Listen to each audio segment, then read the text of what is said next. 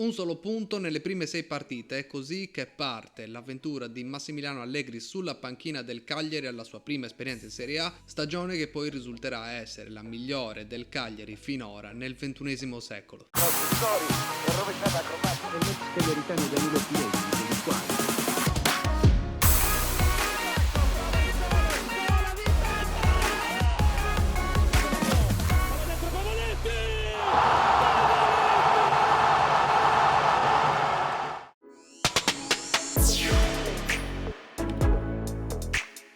L'entusiasmo sulla piazza del Cagliari dopo la stagione e la grandissima salvezza nel 2008 porta nella stagione successiva ad affidare la panchina a un altro allenatore alla prima esperienza in Serie A. Si tratta di Massimiliano Allegri, che conosciamo tutti benissimo perché dopo Cagliari ha decisamente spiccato il volo, arrivando anche a vincere il campionato e a calcare terreni internazionali con le squadre che poi è andato ad allenare. Massimiliano Allegri, che dopo la sua esperienza nel 2007-2008 con il Sassuolo arriva a Cagliari e prende una squadra che sicuramente ha grande entusiasmo, ma che viene anche leggermente aggiustata. Infatti sul mercato arrivano dei nomi che poi decisamente resteranno nella memoria del Cagliari come grandi giocatori, e non solo, perché arriveranno, oltre al portiere Federico Marchetti, arriverà anche Andrea Lazzari, un grande centrocampista, più il compianto Davide Astori, molto giovane, che arriva in comproprietà dal Milan. Arriverà anche il terzino Matteu, che però non lascerà particolarmente il segno. Sul fronte delle uscite invece Marco Storari tornerà al Milan a fine prestito. Storari, il cui cartellino era di proprietà del Milan, ma nella stagione precedente, prima di arrivare a Cagliari, era in prestito al Levante. Partirà anche il terzino Del Grosso, che era arrivato espressamente per il gioco di Marco Giampaolo. Partirà anche Marchini, come abbiamo visto nello scorso episodio, anche a seguito delle vicende che lo hanno coinvolto nella prima parte della stagione 2007-2008 nel caso Foggia, e anche lo stesso Foggia torna alla Lazio dal prestito, e proprio da Foggia e dalla Lazio inizia il campionato del Cagliari, perché alla prima giornata c'è proprio al Sant'Elia ospite la Lazio che si impone con un 4-1 con Foggia che va a segno e firma anche un assist. L'unico gol del Cagliari lo segnerà Joaquin Larrivei e sarà anche l'unico che metterà a segno in questa stagione. Dopodiché si va a Siena a far visita a Marco Giampaolo, che nel frattempo ha preso la panchina del Siena. Si perde anche lì per 2-0. Per la terza invece viene a Cagliari Claudio Ranieri con la sua Juventus e riesce a vincere per 1-0 con un Cagliari che però inizia a far vedere quei tratti di gioco che poi la porteranno ad ottenere i risultati che poi ha ottenuto. Si perde anche a Bergamo poi e con il Lecce. Ora siamo alla quinta giornata, il Cagliari ha 0 punti ed è ultimo in classifica. Conoscendo Massimo Cellino è molto strano che la piazza non abbia ancora visto l'esonero dell'allenatore, cosa che sarebbe del tutto comprensibile dopo 5 partite, 0 punti, un solo gol segnato. Quindi perché Cellino sta dando fiducia a Massimiliano Allegri? Questo lo scopriremo circa a 6-7 giornate dalla fine del campionato. Dopo gli 0 punti nelle prime 5 partite, il Cagliari riesce a conquistare il suo primo punto, ma è un primo punto davvero importante perché lo conquista sì a Cagliari, ma contro il Milan, e non è un Milan qualsiasi, è il Milan in cui brilla la stella di del papero Alexandre Pato, di Kaká ancora e di Ronaldinho. Partita che si chiuderà sullo 0-0 con il Cagliari che riesce a ingabbiare il diavolo rossonero. Basta aspettare un'altra settimana perché il Cagliari centri la sua prima vittoria in campionato, cosa che avverrà in quel di Torino, contro il Torino, quando nella seconda parte del secondo tempo, con Acquafresca che subentra a Joaquin Larrivei, proprio Acquafresca segnerà il gol che varrà la vittoria, prima vittoria in quel campionato. Qui effettivamente parte il campionato del Cagliari, che sarà contraddistinto da nessuna serie di risultati consecutivi, perché non ci saranno né grandi strisce di risultati utili consecutivi, come non ci saranno neanche grandi strisce di vittorie, ma sarà un campionato molto equilibrato nei risultati, come lo è stato parecchi anni prima, come abbiamo visto nei video precedenti, il Cagliari di Mario TD all'anno che conquistò il sesto posto. Il Cagliari per la stagione riesce anche a ripetersi poi la giornata successiva in casa contro il Chievo Verona con un 2-0 firmato da Robert Acquafresca e Michele Fini, per poi andare però a perdere stavolta a Genova con i gol di Papastatopoulos e di Thiago Motta. Il Cagliari comunque occupa ancora delle zone pericolose della classifica, nonostante stiamo parlando comunque della nona giornata di campionato. Cagliari che poi mette in mostra tutto il suo bel gioco e anche i suoi attaccanti e i pregi che hanno gli attaccanti che ha nell'arsenale da poter schierare il Cagliari, che è la partita contro il Bologna. Partita tra l'altro che vedrà sfidarsi due presidenti sardi, perché il presidente del Cagliari è Massimo Cellino e in quel periodo il presidente del Bologna è Sergio Porcedda. Bologna che verrà a Cagliari, passerà in vantaggio con il gol di Marco Di Vaio, ma le doppiette di Robert Acquafresca, di Jedaias Capucho Nieves e il gol di Daniele Conti regaleranno al Cagliari una roboante vittoria per 5-1 e una grande dimostrazione di solidità di squadra, e che la crisi che si era vista a inizio campionato è decisamente alle spalle. Infatti poi nella partita successiva il Cagliari va a Catania e perde. Perché perde contro il Catania, il cui mattatore è niente meno che Beppe Mascara. Un Mascara che in quel periodo guida un Catania decisamente temibile. Il grande pregio del Cagliari però di quella stagione è quella di non demoralizzarsi mai davanti a una sconfitta, perché poi nella giornata successiva viene a Cagliari una Fiorentina decisamente valida, tanto che a fine campionato si guadagnerà il quarto posto e l'accesso ai preliminari di Champions League, con il Cagliari che però si imporrà con un rigore di Robert Acquafresca alla mezz'ora del primo tempo e porterà a casa i 3 punti. Un Cagliari che non molla mai, non solo per la partita che ha giocato contro la Fiorentina, ma anche per quello che avviene a Napoli. Infatti in fotocopia rispetto a quello che era successo alla prima giornata di ritorno della stagione precedente, il Cagliari riesce a rimontare un Napoli, e stiamo parlando del Napoli del Pocio Lavezzi, riesce a rimontare una partita che si era messa male subito con il gol di Hamsik al 9° minuto. Il Cagliari che riesce a rimettere in piedi la partita con il pareggio di Diego Lopez, che tra l'altro andrà a esultare sotto lo spicchio dello Stadio San Paolo riservato ai tifosi del Cagliari, a cui è stata vietata tra l'altro la trasferta. E tu guarda, ne sto parlando proprio esattamente la settimana dopo che sono avvenuti gli scontri in curva sud di Cagliari-Napoli 0-4 nel 2024. Comunque il Cagliari riesce a pareggiare con Diego Lopez, ma una punizione capolavoro, perché bisogna dare a Cesare quel che è di Cesare, una punizione capolavoro del Pocio Lavezzi riporta in vantaggio il Napoli, ma ovviamente arriva all'ultimo minuto, la storia è sempre quella, arriva Daniele Conti su un'incursione di Jeddah e firma il 2-2 all'ultimo minuto, perché siamo anche in questo caso al 95esimo. Il pareggio all'ultimo minuto contro il Napoli comunque dà fiducia a un Cagliari che è sempre più convinto dei propri mezzi e mette in campo sempre prestazioni più convincenti, tanto che nelle successive 2 giornate il Cagliari vince di misura per 1-0 in casa, entrambe, sia con la Sampdoria con un gol di Jeddah, sia con il Palermo. Ricordiamoci che il Palermo quell'anno è il Palermo di Fabrizio Miccoli e di Edinson Cavani. Riesce a vincere anche contro il Palermo per 1-0 con un gol di Fini, prima di andare a Roma e perdere all'Olimpico per 3-2 contro una Roma decisamente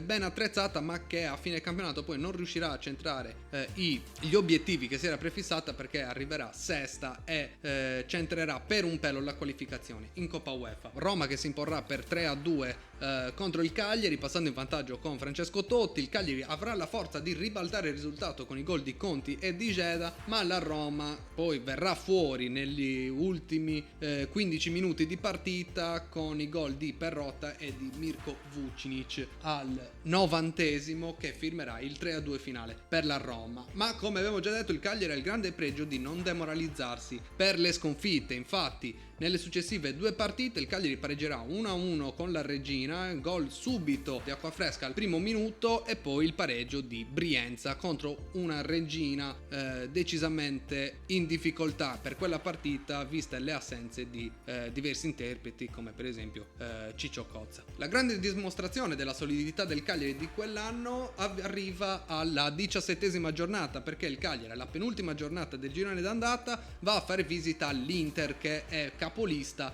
e sta bruciando nuovamente il campionato. È l'Inter di Ibrahimovic, è la prima Inter di Mourinho, Inter che poi l'anno successivo vincerà il triplete, storico triplete, Cagliari che però andrà in vantaggio con un gol di Robert Acquafresca e verrà raggiunta da un gol proprio di Zlatan Ibrahimovic al 79esimo, nonostante il Cagliari abbia avuto diversissime palle gol per portare il risultato sul 2-1 più e più volte. Un'altra iniezione di fiducia quindi per questo Cagliari, già consapevole di avere dei mezzi importanti per quella stagione. Cagliari che andrà a chiudere il suo girone d'andata con un 2-0 all'Udinese, Udinese orfana in quella partita di Totò Di Natale, con i gol di Daniele Conti e il gol di Davide Biondini. Quindi chiuso il girone d'andata, il Cagliari, dopo aver soggiornato nell'ultimo posto in classifica per tutte le prime 5 giornate di campionato, sesta inclusa con il pareggio con il Milan, si ritrova al Giro di Boa con 25 punti e occupando l'11° posto. Quindi direi che il Cagliari ha decisamente portato fuori il suo gioco, ha fatto un po' spaventare la tifoseria in quelle prime 5 giornate, ma poi decisamente ha portato fuori le qualità sia della squadra sia dell'allenatore. L'unico mini ciclo che si apre in questa stagione per il Cagliari è un ciclo di 4 vittorie consecutive che arrivano proprio a partire dall'ultima giornata del girone d'andata contro l'Udinese, con il Cagliari che vince, come abbiamo appena visto, per 2-0, ma poi va per la prima giornata di ritorno a Roma per sfidare la Lazio e vendicare il 4-1 dell'andata subito tra le mura amiche. Infatti il Cagliari va all'Olimpico di Roma a sfidare la Lazio e si impone con un 4-1 che matura tutto nel primo tempo. Infatti la Lazio va subito in vantaggio al terzo minuto con Tommaso Rocchi, una doppiata di Gedda ribalta il risultato tra il quinto e il nono minuto. In 10 minuti il Cagliari è già avanti 2-1, basta aspettare ancora altri 10 minuti, il Cagliari va sul 3-1 con Acquafresca e dopo altri 10 minuti, quindi al 40esimo circa del primo tempo, il Cagliari è sul 4-1 con il gol di Alessandro Matri. In quella partita la Lazio avrà anche comunque la sfortuna, si può chiamare così, di sbagliare 2 calci di rigore. Il primo lo sbaglierà Tommaso Rocchi, il secondo verrà parato da Marchetti a Zarate. Giornata successiva il Cagliari si vendica anche della Siena, Siena che aveva vinto 2-0 contro il Cagliari nelle prime 5. Il Cagliari ospita in casa ovviamente il Siena e vince con un gol di Robert Acquafresca al 37esimo minuto. Quando il Cagliari vince per 1-0 spesso il gol arriva o da Acquafresca o da Gedda. Quindi per arrivare alla partita più importante, diciamo, di quel campionato che testimonia il valore della squadra per quell'anno, il Cagliari si presenta all'Olimpico di Torino perché è ospite della Juventus che è in quel momento seconda in classifica a -6 dall'Inter capolista, che avrebbe decisamente bisogno di fare punti per riavvicinarsi alla vetta e tenere accesa la speranza di poter vincere lo scudetto. La Juventus subisce il Cagliari, subisce il gioco a viso aperto del Cagliari, tanto che il Cagliari proprio va andare in vantaggio con Davide Biondini su cross di Michele Fini. Juventus che però riuscirà ovviamente a ribaltare il risultato nel primo tempo, sempre nel primo tempo, con i gol di Sissoko e di Pavel Nedved. Nonostante il Cagliari sia in svantaggio per 2-1, imposta la partita sulle ripartenze. Infatti la Juventus inspiegabilmente si sbilancia e continua a sbilanciarsi e il Cagliari con le sue ripartenze riesce a ribaltare addirittura il risultato con i gol di prima Gedda su un'incursione su un bel passaggio di Andrea Cossu e poi con il gol di Matri su un lancio in verticale all'indirizzo di Lazzari che poi metterà al centro per un Matri che vincerà l'1 contro 1 con Buffon. La vittoria del Cagliari a Torino è storica perché il Cagliari non vinceva a Torino dalla stagione prima dello scudetto, quindi dalla stagione 68-69, stagione in cui il Cagliari si piazzò secondo. I gol in quell'occasione furono di Riva e di Boninsegna. L'unica altra vittoria del Cagliari sul campo della Juventus è datata 1994 con i gol di Firicano e di Luis Oliveira che ribaltarono il vantaggio di Dino Baggio che valse l'accesso alla semifinale di Coppa UEFA. La vittoria contro la Juventus proietta il Cagliari a un incredibile settimo posto a pari punti con il Napoli. L'area di alta classifica sicuramente in quella occasione non ha fatto bene al Cagliari, perché nella partita successiva il passo falso arriva contro l'Atalanta. Infatti il Cagliari perde per 1-0 contro un abbordabile Atalanta in quel frangente con un gol di Cigarini. Il Cagliari riesce comunque subito a rimettersi in carreggiata nella partita successiva, ancora in casa, stavolta contro il Lecce, con la vittoria per 2-0 firmata Fini e Matri. Proprio in occasione della vittoria del Cagliari contro il Lecce per 2-0 si troverà il Cagliari a essere solitario a occupare la settima posizione con 37 punti, a soli 3 punti dalla Roma, sesta classificata.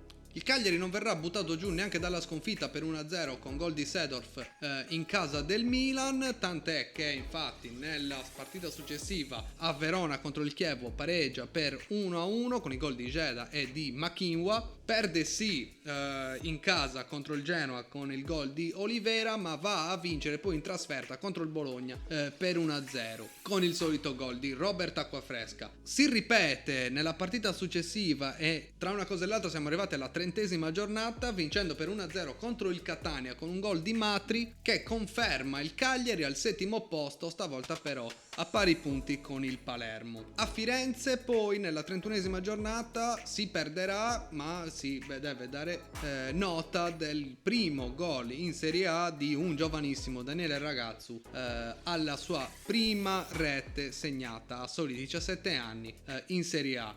La sconfitta per il 2-1, come abbiamo visto più e più volte in questo campionato, non ferma il Cagliari, che nella giornata successiva si impone addirittura per 2-0 su un decisamente forte e costruito Napoli, con i gol di Geda e la meravigliosa stoccata di sinistro di Andrea Lazzari, prima di andare incontro alla definitiva flessione di rendimento che avverrà in modo molto strano nel finale di campionato, ed è qui che io mi voglio soffermare un attimino in più. Dopo il pareggio per 3-3 maturato contro la Sampdoria con la doppietta di Marilungo e il gol all'85esimo di Cassano, dopo che i gol del Cagliari erano stati segnati da Matri, Acquafresca e Daniele Conti, il Cagliari va incontro a una pesantissima sconfitta contro il Palermo per 5-1 che decreta di fatto il sorpasso del Palermo in classifica. Questa sconfitta del Cagliari per 5-1, ci sono varie teorie su quello che succede non solo nella sconfitta per 5-1 contro il Palermo. Adesso andiamo a vedere tutti i risultati che sono arrivati nelle ultime 5 giornate di campionato, perché il Cagliari perde per 5-1 contro il Palermo, pareggia per 2-2 contro la Roma, con il Cagliari che era in vantaggio per 2-0 sulla Roma con i gol di Matri e Acquafresca. Poi arriveranno i gol di Totti e di Perrotta nel giro di 10 minuti che riporteranno il punteggio sul 2-2. Perde a Reggio Calabria contro la Reggina, da segnalare in quella partita il bellissimo gol di Andrea Lazzari. Vincerà contro una già campione d'Italia Inter per 2-1 con il primo gol stagionale di Andrea Cosso e il gol di Acquafresca che rispondono al gol di Ibra. E poi l'ultima giornata di campionato si può dire che non farà particolarmente testo, in quanto i giochi erano già belli che chiusi. Perderà per 6-2. Quello che però salta all'occhio è il drastico calo di rendimento e i parecchi gol subiti dalla squadra rossoblù. Questo perché il Cagliari, esattamente dopo la partita con il Napoli, si stava avvicinando a 2 scontri diretti consecutivi, perché il Cagliari dopo la vittoria col Napoli era a una sola lunghezza di distanza dal Palermo e a soli 4 punti di distanza dalla Roma, che sarebbero state la 34esima e la 35esima giornata, Palermo-Cagliari e Cagliari-Roma. Il fatto che il Cagliari avesse la possibilità di andare in Europa, perché quella era la voce che girava per le prestazioni del Cagliari e per la posizione in classifica e la situazione di classifica, pare che l'intenzione di andare in Europa fosse stata smorzata dallo stesso Massimo Cellino, e il fatto di aver scelto Allegri e averlo tenuto ad ogni costo potrebbe essere stata una scelta più per il fatto che Allegri fosse in quel momento un allenatore che seguiva per filo e per segno le direttive di Massimo Cellino, nel senso fosse un aziendalista, in pratica facesse quello che gli diceva Massimo Cellino. Infatti il Cagliari ha un palesissimo calo di rendimento che lo porterà poi a posizionarsi a fine campionato solo, tra virgolette, perché rimane comunque il miglior piazzamento ottenuto dal Cagliari nel XXI secolo, al nono posto con 53 punti. Un Cagliari che avrebbe potuto senza nessuna ombra di dubbio raggiungere un posto per la qualificazione a una Coppa Europea. Qualificazione che ovviamente non avverrà. Penso tutti i tifosi del Cagliari siano con questo rimorso del fatto che il Cagliari non abbia sfruttato quell'occasione, perché veramente mancava poco per centrare uno storico ritorno in Coppa UEFA, ma bisogna considerare varie cose. Prima su tutte il fatto che lo stadio del Cagliari, lo stadio Sant'Elia, era già in condizioni strutturali non del tutto adeguate per una competizione europea. Poi bisogna contare anche la scaramanzia di Massimo Cellino che vedendo che la Coppa UEFA non portava particolarmente fortuna alle squadre italiane per quelle stagioni, bisogna anche ipotizzare che ci fosse la richiesta dietro di Cellino di evitare la qualificazione. Poi ci saranno sicuramente tante altre motivazioni dietro, come può essere il calo di rendimento della squadra dopo un campionato fatto alla grande, quello sicuramente, però il dubbio a tutti rimane che quella stagione il Cagliari l'Europa l'avrebbe potuta raggiungere. Quindi si chiude così la prima stagione di Massimiliano Allegri sulla panchina del Cagliari. Max Allegri che verrà riconfermato anche per la stagione successiva.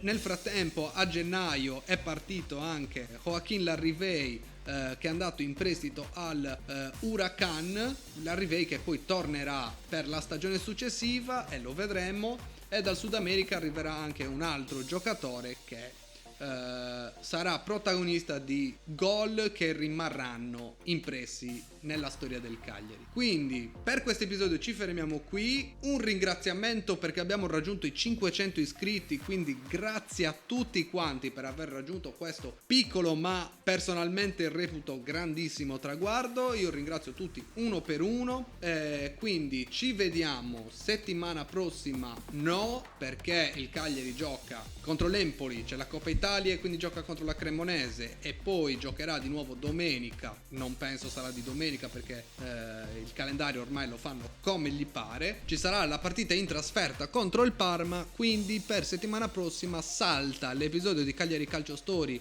in cui vediamo la seconda stagione di Max Allegri sulla panchina del Cagliari, ma ci vediamo ovviamente con le analisi delle partite, della Coppa Italia, del campionato e anche sul canale di Sporticus, perché qualche cosa in collaborazione con loro uscirà. Io vi ringrazio, vi invito a iscrivervi al canale se non l'avete ancora fatto, a mettere un mi piace, a condividerlo con un tifoso del Cagliari, salutatemi a Ciughina, chi non si iscrive è Juventino e ci vediamo alla prossima puntata. Ciao!